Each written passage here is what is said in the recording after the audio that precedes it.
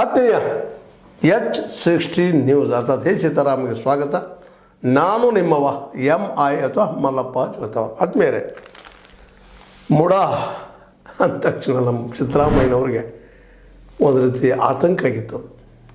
ಅವರು ಅವರ ಮಿಸ್ಸಸ್ ಅಥವಾ ಅವರ ಸತಿ ಪಾರ್ವತಮ್ಮನವ್ರಿಗೂ ಸಹಿತ ಪಾರ್ವತಮ್ಮನವರಿಗೂ ಮತ್ತು ಅವರ ಭಾವರಿಗೂ ಜೊತೆಗೆ ಸಚಿವ ಭೈರಾತಿ ಅವರಿಗೂ ಇವರೆಲ್ಲ ದೊಡ್ಡ ತೊಂದರೆ ನಡೆದಿತ್ತು. ಇಡೀ ಇದ್ದಿದ್ದು ಇವ್ರನ್ನೆಲ್ಲ ಶಿಕ್ಷಣ ಬಿಟ್ಬಿಟ್ಟಿತ್ತು. ಇದರಿಂದಾಗಿ ತೊಂದರೆ ಅನುಭವಿಸುವಂಥ ಪ್ರಸಂಗ ಎಲ್ಲರಿಗೂ ಬಂದಿತ್ತು. ಆದರೆ ಈಗ ಜಾನ ಸಿದ್ದರಾಮಯ್ಯನವರು, ಯಾಕಂದರೆ ಕಾನೂನು ಅಭ್ಯಾಸ ಮಾಡಿದಂಥವ್ರು, ಅನುಭವಗಳಂಥವ್ರು, ನಿಜವಾಗಿ ಈ ಒಂದು ವಿಷಯದಲ್ಲೇ ನಮ್ಮ ಕೇಜ್ರಿವಾಲ್ಗಿಂತೂ ಬುದ್ಧಿವಂತರು ಇವರು ಅಂತ ಹೇಳ್ಬೇಕಾಗಿದೆ. ಯಾಕಂದರೆ ಕೇಜ್ರಿವಾಲ್ ಸಾಕಷ್ಟು ಓದಿದವರು, IRS ಆದವರು, ಕಮಿಷನರ್ ಆಗಿ ಅದನ್ನು ಬಿಟ್ಟು ಹೊರಗೆ ಬಂದಂಥವ್ರು, ಮಹಾನ್ ಹೋರಾಟಗಾರರು ಎಲ್ಲ ಸರಿ. ಆದರೆ ಜೈಲದಲ್ಲಿ ಹೋಗಿ ಸಿಕ್ಕೊಂಡು ಕೂತ್ರಲ್ಲ, ಅದು ಅವ್ರ ದಂಡತನೋ ಜಾನತನೋ ಗೊತ್ತಿಲ್ಲ. ಅದು ಇಲ್ಲಿ ಮಾತ್ರ ನಮ್ಮ ಸಿದ್ದರಾಮಯ್ಯ ಹಿಡ್ಕೊಳ್ಳೇಬೇಕಂತ ಇಡಿ ಬಂದಿದ್ದು.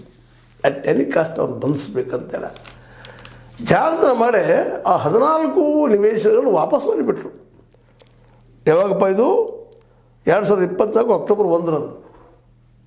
ಇದು ಬೇಡಪ್ಪ ನಮಗಂತೇಳಿ. ಯಾಕಂದ್ರೆ ನಾವು ಉಪಯೋಗ ಮಾಡಿಲ್ಲ, ಖರ್ಚು ಮಾಡಿಲ್ಲ, ಗಳಿಸೂ ಇಲ್ಲ, ಮಾಡಿಲ್ಲ, ನಾವು ಹೆಂಗೆ ಅಪರಾಧಿಗಳಾಗ್ತೀವಿ ಅನ್ನುವಂಗೆ ತಪ್ಪಿಸ್ಕೊಂಡ್ಬಿಟ್ರು. ನಮ್ಮ ಇಡೀ ಭಾಳ ಚೆನ್ನಾಗಿ ಹಿಡಿದಿತ್ತು. ಅದನ್ನು ಸಪೋಸ್ ಏನಾದರೂ ಇಟ್ಕೊಂಡಿದ್ರೆ ಮಾತ್ರ ಇವತ್ತು ತೊಂದರೆ ನಿಶ್ಚಿತವಾಗಿ ಆಗ್ತದೆ. ಯಾಕಂದರೆ ಈ ದಿಶೆಯಲ್ಲಿ ವಿಚಾರ ಮಾಡಿದಾಗ ಸಿದ್ದರಾಮಯ್ಯರ ಅನುಭವ, ರಾಜಕೀಯ ಅನುಭವ ಜೊತೆಗೆ ಕಾನೂನು ಜ್ಞಾನ, ಕಾನೂನಿನ ಒಳವರ್ಗಗಳು ಎಲ್ಲಿ ಯಾವ ರೀತಿ ಹಿಡ್ಕೊಳ್ತಾವೋ ಮತ್ತು ಎಲ್ಲಿ ವೀಕ್ ಆಗ್ತಾವೆ ಅನ್ನುವಂಥದ್ದನ್ನು, ಜೊತೆಗೆ ಅಧಿಕಾರ, ಇವೆಲ್ಲಗಳನ್ನು ಸರಿಯಾಗಿ ಉಪಯೋಗ ಮಾಡಿಕೊಂಡ್ರು. ಈ ದಿಶೆಯಲ್ಲಿ ನೋಡಿದ್ರೆ ನಮ್ಮ ಕೇಜ್ರಿವಾಲ್ಗಿಂತಲೂ ಒಂದು 4 ಹೆಜ್ಜೆ ಮುಂದದಾರ ನಮ್ಮ ಸಿದ್ದರಾಮಯ್ಯನವರು ಅಂತ. ಇಲ್ಲಾಂದರೆ ಇಡಿ ಸ್ವಲ್ಪ ಬಿಟ್ಟು ಕೊಡುವಂಥದ್ದು ಅಲ್ಲವೇ ಅಲ್ಲ. ಈಗ ಹೈಕೋರ್ಟ್ನಲ್ಲಂತೂ ಈಗ ರದ್ದಾಗ್ಯದ ಇಡಿ ಕೇಸ್ ಇದ್ದಿದ್ದು. ಹೀಗಾಗಿ ಇವತ್ತು CM ಅವ್ರ ಪತ್ನಿ ಸಚಿವ ಭೈರಾತಿಯವರು ಇವರು ಸಹಿತ ಇವತ್ತು ರಿಲ್ಯಾಕ್ಸ್ ಆಗಿದ್ದಾರೆ. ಅದು ರದ್ದು ಮಾಡಿಬಿಟ್ಟಿದ್ದು ಕೇಸು. ಇದಿಲ್ಲಪ್ಪ, ಇದು ಬರೋದಿಲ್ಲ, ನಿಮ್ಮೊಳಗೆಲ್ಲ ನೀವು ಲೋಕಾಯುಕ್ತದೊಳಗೆ ನೀವು ಎಂಟ್ರಿ ಆಗ್ತಾಯಿದ್ದೀರಿ, ನಿಮ್ದೇನು ಸಂಬಂಧ ಇಲ್ಲ, ನಿಮ್ಮ ಮನಿ ಲಾಂಡ್ರಿಂಗ ಇಲ್ಲ ಎಲ್ಲಿ ದುಡ್ಡು ಎಲ್ಲಿ ಹರಿದಾಡಿದೆ ಎಲ್ಲಿ ತೋರಿಸ್ರಿ ಅನ್ನೋ ಮಧ್ಯದ ವಾದ ಮಾಡ್ತಾ ಬಂದಿದ್ರು. ಅಲ್ಲೇ ಹಿಡಿತಾಯಿದ್ರು. ಎಲ್ಲೇ ಅದರ ಫೋರ್ಸ್ ಇತ್ತಲ್ಲ ಅಲ್ಲೇ ಹೊಡೆತ ಕೊಡ್ತಾಯಿದ್ರು. ಕೊನೆಗೆ ಬಂದು ನಮ್ಮ ಏಕಸದಸ್ಯ ಪೀಠ ಇದ್ದಿದ್ದು, ಇಲ್ಲಪ್ಪ M ನಾಗಪ್ರಸನ್ನ ಅವರ ಈ ಪೀಠ ಇದ್ದಿದ್ದು ಇಲ್ಲ, ಇದು ಲೋಕಾಯುಕ್ತ ಸಂಬಂಧಿಸಿದ್ದು, ಅವ್ರು ಈಗಾಗಲೇ ಕೊಟ್ಟಿದ್ದಾರೆ, ನೀವು ಇದರ ಹಸ್ತಕ್ಷೇಪ ಮಾಡೋ ಅವಶ್ಯಕತೆ ಇಲ್ಲ ಅಂತೇಳಿ ಇಡಿಯನ್ನು ಕೈ ಕಟ್ಟುವ ಯಶಸ್ವಿ ಆಯಿತು. ಆದರೆ ಇಲ್ಲಿ ನಿಲ್ತಾರನ್ನ ಹೇಳೋದಿಲ್ಲ ಇಡಿಯವರು ಸ್ವಲ್ಪ ಜನ ಅಲ್ಲ. ಯಾಕಂದ್ರೆ ನಾವು ಇತಿಹಾಸವನ್ನು ಗಮನಿಸಿದಾಗ ಇಲ್ಲಿ ಬುದ್ಧಿವಂತ ವರ್ಗದ, ಆ ಬುದ್ಧಿವಂತ ವರ್ಗದ ಒಂದು ಮುಖವಾಣಿನ ನಮ್ಮ RSS ಅಂದರೆ ಸಾಮಾನ್ಯమైన ತಿಳ್ಕೊಳ್ಳೋ ಅವಶ್ಯಕತೆ ಇಲ್ಲ. ಭಾಳ ಬುದ್ಧಿವಂತರು. ಜ್ಯೂಸ್ ಅಂತ ನಾವು ಕರಿತೀವಿ, ಯಹೂದ್ರಿಗಿಂತ ಒಂದು ಮೇರೇನು ಅನ್ನೋಷ್ಟು ಬುದ್ಧಿವಂತರಿಲ್ಲ. ಇಲ್ಲ ಜಾತಿ ನೆಲೆಯಲ್ಲಿ ಮಾತಾಡ್ತಾ ಇಲ್ಲ, ಅದು ಬಿಟ್ಬಿಟ್ರಿ. ಅದನ್ನು ಬ್ರಾಹ್ಮಣ, ಕ್ಷತ್ರಿಯ, ವೈಶ್ಯ, ಶೂದ್ರ ಅವೆಲ್ಲ ಬಿಟ್ಬಿಟ್ರಿ. ಇವರು ಬುದ್ಧಿವಂತ ವರ್ಗದವ್ರು, RSSದವ್ರು. ಅವ್ರಿಗೆ ಅಧಿಕಾರ ಸಿಕ್ಕಿರಲಿಲ್ಲ. ಯಾಕಂದರೆ ಬ್ರಿಟಿಷ್ ಜೊತೆಲಿ ಅವ್ರು ಗುರುತಿಸ್ಕೊಂಡಂಥವ್ರು. ಇವತ್ತು ವೀರ ಸಾವರ್ಕರ್ ಇರಲಿ ಮತ್ತೆ ಇವತ್ತು ಹೇಳ್ಬೋದು ಬೇಕಾದಷ್ಟು ಅವರು. ಹೌದು, ಆರಂಭ ದಿನಗಳಲ್ಲಿ ವೀರ ಸಾವರ್ಕರ್ ಅವ್ರು ನಿಜವಾದ ಏನು ದೇಶಭಕ್ತಿ ಇರ್ತಾರೆ. ಅದು ಯಾವಾಗ ಅವರು ಕಾಳಾಪಾನಿಗಳು ಹೋಗಿ ಸಿಕ್ಕೊಂಡು ಬಂದರು ಹೊರಗೆ, ಅದರ ನಂತರದಲ್ಲಿ ಅವರು ಬರೆದು ಕೊಟ್ಟು ಮಾಡಿ ರಾಜ್ಯ ಉಳ್ಕೊಂಡು ಬಂದಂಥವ್ರು. ಇವರು ಸಹಿತ ಜೊತೆ ಬಂದವರು. ಈ ಬಹದ್ದೂರ ದೊಡ್ಡ ದೊಡ್ಡ ಹೆಸರಿದ್ದಂಥವ್ರು ಇದ್ದಾರೆ ಬ್ರಿಟಿಷ್ ಸಮಯದಲ್ಲ. ಅವರೆಲ್ಲ ಸರ್ಕಾರಕ್ಕೆ ಬದ್ಧಾಗಿದ್ದಂಥವ್ರು. ಆ ಸಂದರ್ಭದಲ್ಲೇ ಗಾಂಧೀಜಿಯವರಾಗಿರ್ಬೋದು, ಇನ್ನುಳಿದವರಾಗಿರ್ಬೋದು, ಹೋರಾಟ ಮಾಡಿ ಸ್ವಂತ ಕೊಟ್ಟಂಥವ್ರು. ಆ ಮಾತು ಬೇರೆ. ಅದು ಯಾಕೆ ಈ ಮಾತಿನಲ್ಲಿ ಬಳಸ್ತಾ ಇದ್ದೀನಿ ಅಂತಂದ್ರೆ, ಆ ಬುದ್ಧಿವಂತ ವರ್ಗ ಇಡೀ ದೇಶದ ನಮ್ಮ ಕೈಲಿ ಇಟ್ಕೊಂಡು ಬಂದದ್ದು. ಇವತ್ತು ನಿಮ್ಗೆ ಗೊತ್ತದ, ಇವತ್ತಿನ ಮ್ಯಾಕ್ಸಿಮಮ್ ಹಿಡಿತೆಲ್ಲ ಅವ್ರ ಕೈಲಿರೋದ. ಈ ಮೇಲ್ವರ್ಣೀಯ ಜನ್ಯ ಜಾತಿಗಳನ್ನೋಕ್ಕಿಂತ ಬುದ್ಧಿವಂತ ವರ್ಗದಲ್ಲಿದೆ. ಯಾರು ಬುದ್ಧಿವಂತರಿದ್ದಾರೆ, ಯಾರು ಶಿಕ್ಷಿತರಿದ್ದಾರೆ, ಅವ್ರ ಕೈಯಲ್ಲಿ ಈ ದೇಶದ ವ್ಯವಸ್ಥೆ ಸಿಕ್ಕೊಂಡದ. ಇಲ್ಲಿ ದಡ್ಡರು, ಬರೆಯಲಿಕ್ಕೆ ಬರಲಾರದಂಥವ್ರು, ಬರೀ ಅಕ್ಷರ ಜ್ಞಾನದಂಥವ್ರು ಇಲ್ಲ, ಕೇವಲ ದುಡಿದು ತಿನ್ನೋದಕ್ಕಷ್ಟ ಬಾಧ್ಯರಿದ್ದಾರೆ. ಅವರಲ್ಲೂ ಕೆಲವರು ಇತ್ತೀಚೆಗೆ ಕಲ್ಕೊಂಡು ಮಾಡಿ ಶಿಕ್ಷಣ ಸಿಕ್ಕ ನಂತರ ಈಗ ಸಿದ್ದರಾಮಯ್ಯನಂಥವ್ರಾಗಿರ್ಬೋದು, ಅಂಬೇಡ್ಕರ್ ಅಂತವರಾಗಿರ್ಬೋದು, ದೇವರಾಜ್ ಅರಸನಂಥವ್ರಾಗಿರ್ಬೋದು, ಇನ್ನುಳಿದವರು ಅನೇಕ ಇರ್ಬೋದು, ಕಾಂಶಿರಾಮನಂಥವ್ರಾಗಿರ್ಬೋದು, ನಮ್ಮ ಮಾಯಾವತಿ ಅಂತವರಾಗಿರ್ಬೋದು, ಅನೇಕರು ಬಂದರು ಹೊರಗೆ ಬರ್ತಾ ಇದ್ದಾರೆ. ಆದ್ರೆ ಪ್ರಮಾಣ ಭಾಳ ಕಡಿಮೆ. ಆ ಜನಸಂಖ್ಯೆಯನ್ನು ನೋಡಿದಾಗ 85% ಏನಿದಾರಪ್ಪ ಈ ದೇಶದಲ್ಲಿ OBC, ದಲಿತ, ಜೊತೆಗೆ ಆದಿವಾಸಿಗಳು, ಮೈನಾರಿಟಿಗಳು, ಇವರೆಲ್ಲ ಇದ್ದಂಥವ್ರು ಇದ್ದಾರೆ. ಈ ಜನರ ಕೈಯಲ್ಲಿ ಅಧಿಕಾರ ವಿಶೇಷ ಸಿಗೋದು ಕಷ್ಟ. ಏನೋ ಇವರು ಮುಖವಾಣಿ ಏನು ನಾವು ಬುದ್ಧಿವಂತರ ಮುಖವಾಣಿ ಯಾರಾಗ್ತಾರೆ, ಬುದ್ಧಿವಂತರಲ್ಲಿ ಒಂದು ದೋಷ ಇರ್ತದೆ ಅಂದರೆ ಆದಷ್ಟು ಇನ್ನೊಬ್ಬರು ಹೇಗೆ ಮೇಲೆ ಬಂದೂಕಿಟ್ಟು ಹೊಡೆಯುವಂಥದ್ದು. ಹೀಗಾಗಿ ಈ ಬುದ್ಧಿವಂತವರೆಗೆ ಯಾರ ಮೇಲೆ ಬಿಟ್ಟು ಏನು ಮಾಡ್ತಿದ್ರು, ಅದೇ ಇವತ್ತು ಈ ದೇಶದ ಆಡಳಿತ ವ್ಯವಸ್ಥೆ ತಮ್ಮ ಕೈ ಇಟ್ಕೊಂಡು ನಡೆದಿದ್ದಾರೆ. ಇವತ್ತು ದಿವಸ ನಾವು ಹೇಳ್ಬೋದು ಏನು ರಿಸರ್ವೇಷನ್ ಕೊಟ್ಟಿವಿ, ಅಷ್ಟು ಜನ ಬಂದಿದ್ದಾರೆ, ಇಷ್ಟು ಜನ ಬಂದಿದ್ದಾರೆ, ಆದರೂ ಅದ್ರ ಹಿಂದೆ ಸೂತ್ರಧಾರಿಗಳು ಇವತ್ತು ನೋಡ್ರಿ ಮೋದಿಯವರು ಇದ್ದಾರೆ. ಮೋದಿಯವರು ಯಾರ ಮುಖವಾಡ್ರಿ? RSS ಮುಖವಾಡ. ಇದರ ಎರಡು ಮಾತಿಲ್ಲ, ಸಂಘ ಪರಿವಾರದ ಮುಖವಾಡವರು, ಅದರಲ್ಲೂ RSS ಮುಖವಾಡವರು. ಎಷ್ಟೋ ಬುದ್ಧಿವಂತಿದ್ರು ನಮ್ಮ OBC ಮೋದಿಯವರು. ಅವರು RSS ಅಡಿಯಲ್ಲಿ ಹೋಗುವಂಥದ್ದು.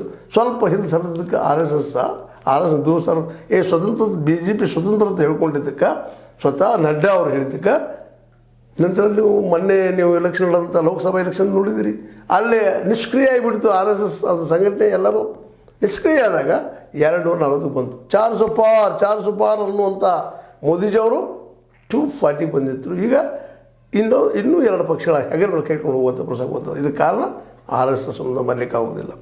ಹೀಗಾಗಿ ಇಲ್ಲಿ ಬುದ್ಧಿವಂತರಾದ ಸಿದ್ದರಾಮಯ್ಯನವರು ಭಾಳ ಚೆನ್ನಾಗಿ ಇದನ್ನು ಉಳ್ಕೊಂಡ್ಬಂದ್ಬಿಟ್ರು. ಯಾರೆಂದರೆ ಈ EDಯಿಂದ. ED ಯಾರ ಕೈ ಆಗ್ಯದ? ಮೋದಿಯವ್ರ ಕೈ ಆಗ್ಯದ. ಮೋದಿ ಯಾರ ಕೈ ಆಗಿದ್ದಾರೆ? RSS ಕೈ ಆಗಿದ್ದಾರೆ.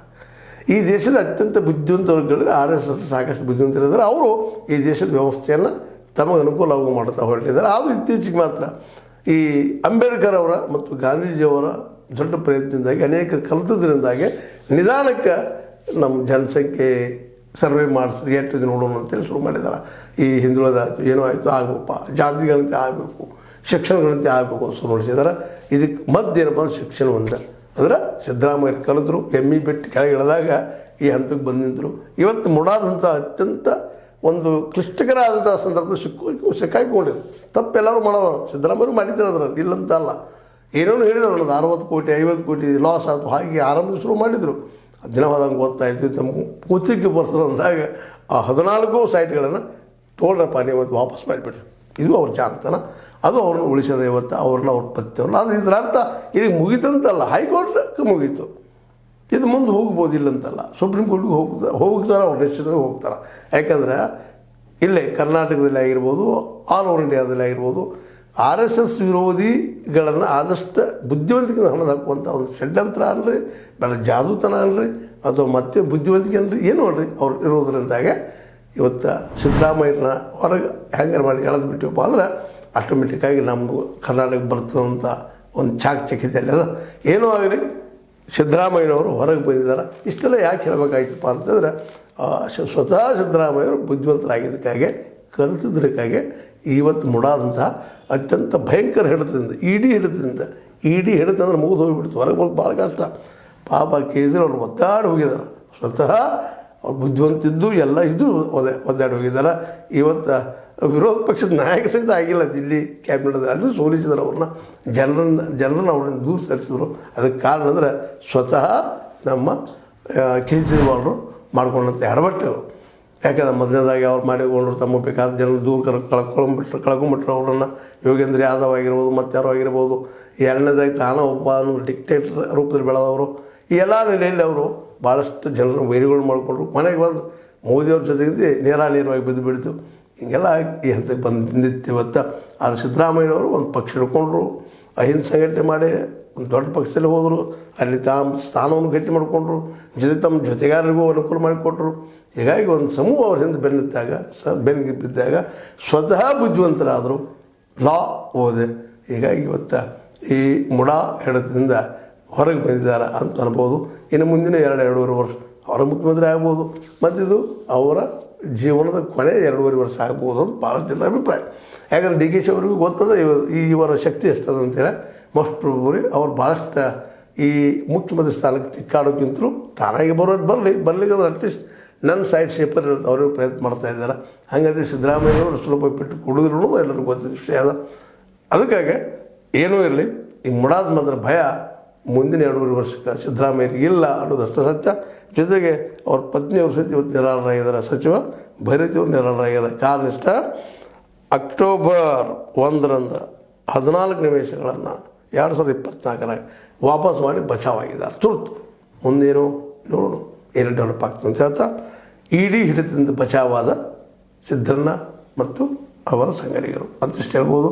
ನಿಮಗೆ ಇದು ಲೈಕ್ ಆಗಿರ್ಬೋದು, ಲೈಕ್ ಮಾಡಿ, ಶೇರ್ ಮಾಡಿ, ಕಮೆಂಟ್ ಮಾಡಿ, ಜೊತೆ ಸಬ್ಸ್ಕ್ರೈಬ್ ಆಗೋದನ್ನು ನಿಲ್ಲಿಸ್ಲಿಕ್ಕೆ ಹೋಗಬೇಡ್ರಿ. S60 ನ್ಯೂಸ್ ಅರ್ಥ ತಿಳಿಸುತ್ತಾರೆ ಸತ್ಯದ ಕೈಗಾಡಿ ವಂದನೆಗಳು.